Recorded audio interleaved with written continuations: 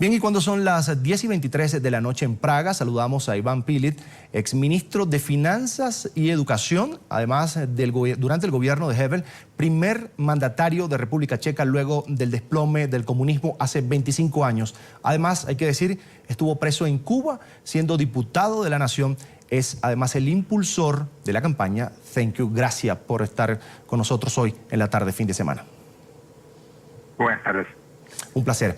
Ustedes en la campaña Thank You, además de agradecer a los personajes que ayudaron a la caída del comunismo, ¿qué otro objetivo tienen? Claro que también tiene el objetivo para recordar que hay todavía muchos países y mucha gente, por eso, que vive en regímenes donde no han ocurrido cambios como aquí hace 25 años. Quiere decir que hay muchos países donde sigue el sistema que no da libertades a su población, que oprima a la gente, como lo podemos ver también en el reportaje anterior, y donde la libertad, plena libertad y democracia es todavía un sueño para el cual hace falta hacer algo y tratar que cambien cosas en el futuro. Bien, ¿usted considera que al día de hoy Europa está libre de comunismo? En general sí, en casi todos los países. Sí, por supuesto, llamamos Europa los países que terminan con la frontera de la Unión Europea. Pero ya también en este mismo momento suceden muchas cosas al este de esta parte de Europa. Quiere decir ante todo en Ucrania y en Rusia, porque Rusia con el comportamiento que tiene hoy es un país que continúa de nuevas formas con la política de la anterior Unión Soviética y que trata de desestabilizar ante todo Ucrania, pero también otros países. Sigue soportando también otros regímenes no democráticos en otras partes del mundo. Ahora, ¿pero cree que el poderío económico de Rusia puede en algún momento doblegar a las democracias que usted dice prevalecen en Europa? El poder económico ruso es mucho menos importante que parece de fuera, porque Rusia es, por supuesto, un país más grande del mundo geográficamente, pero al otro lado, por ejemplo, para la República Checa, el comercio exterior con Rusia son 3.5% de comercio exterior total. Con Alemania, más de 10 veces más, y con toda la Unión Europea, más de 70%. Quiere decir que la influencia económica no es así importante, pero el poder político y el poder militar, por supuesto, no lo olvidemos, de Rusia sigue siendo fuerte y desgraciadamente también en algunos países de la Unión Europea Rusia tiene hasta ahora cierto soporte y por eso también durante las demostraciones en la 25ª aniversario, en el 25º aniversario de la revolución de Terciopelo, había muchas pancartas y muchos participantes también estaban protestando en contra de la influencia de este tipo de política rusa. No es en contra de Rusia como población y como gente, sino contra este tipo de política de Putin y de este gobierno de Rusia en los países de Europa Central.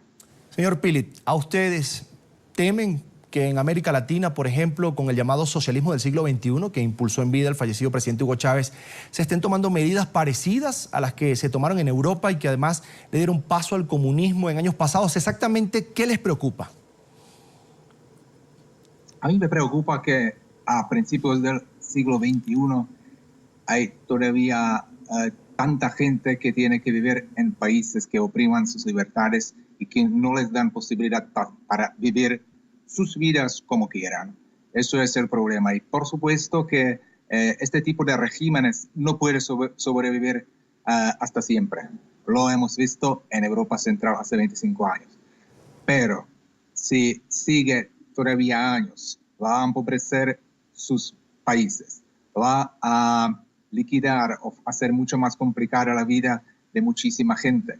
Y por eso espero que este experimento económico que no funciona, por ejemplo, en Venezuela, se lo puede ver cada día con la inflación increíble, con la escasez de cosas, que hace falta cambios económicos, pero cambios económicos no puede haber sin cambios políticos. Y por eso hace falta que también países democráticos que soportaran un desarrollo democrático en este tipo de países y que no fuera más fuerte el papel, por ejemplo, de regímenes tipo ruso, de Putin, que quieren, por supuesto, jugar también su papel global y que pueden cooperar con este tipo de regímenes porque es, claro, mucho más cercano a Rusia de hoy día como países democráticos. Usted hace referencia a los peligros que reviste Rusia y le hago referencia a la alianza que sostiene, por ejemplo, con Venezuela. En este caso, si yo le dijera esa alianza perfecta Nicolás Maduro, Vladimir Putin, ¿cómo vería usted el futuro del gobierno revolucionario en Venezuela? Yo creo que económicamente no puede sobrevivir, porque Rusia, como dije, es un país que económica es relativamente débil. Y además, con el desarrollo de precios de petróleo hoy día, los recursos naturales de no solo Venezuela, sino también de Rusia, porque Rusia no es tanto productor, sino ante todo exportador de crudo y de materiales, primas, etc. Y si hoy día bajan precios de todos estos materiales, eso puede dañar mucho este tipo de países que no tiene tanta industria con valor añadido, sino que tiene solamente cosas primarias.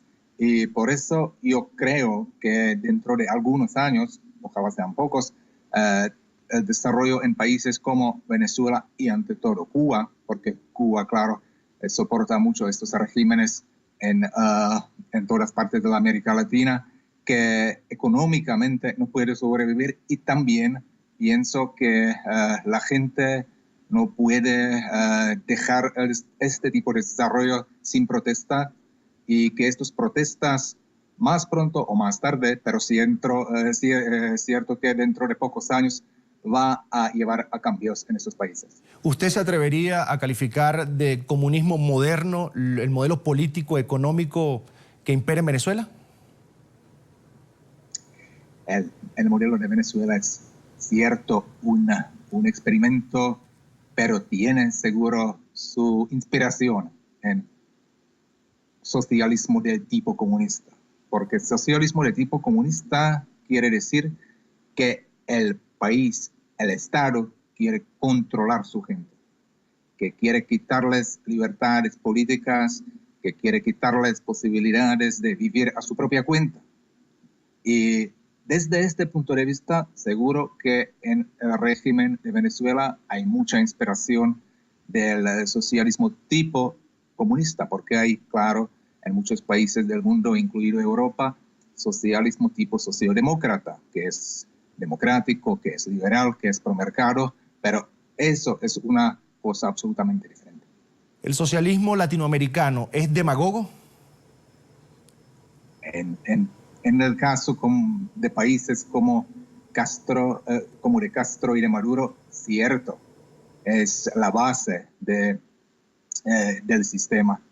Este sistema, si todo el mundo pudiera escuchar verdad, ante todo en Cuba, en Venezuela era posible más, pero también el gobierno hace todo para limitar la posibilidad de la población de escuchar la verdad, de leer la verdad. Pero si la gente pudiera comprender más la situación, el sistema no podría sobrevivir más que algunos meses. Señor Philip, tenemos entendido que usted estuvo preso en Cuba. Cuéntenos un poco esa historia, esa experiencia que usted tuvo allá.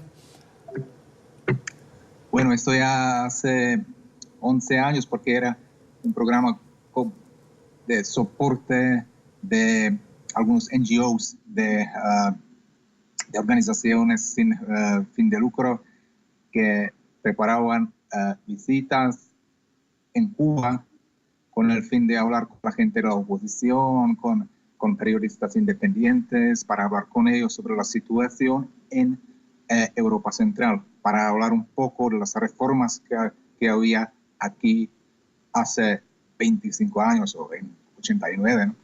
Y bueno, después porque yo estuve 2 veces allá, y cuando estaba la segunda vez con un amigo mío, nos cogieron preso en la ciudad de Ciego de Ávila, en el centro de Cuba, sin explicación. Prácticamente era una mañana después de una visita nocturna, o nocturna de una noche, en una casa de un disidente de aquella ciudad, y sin explicarnos qué habíamos hecho, qué es la razón de nuestra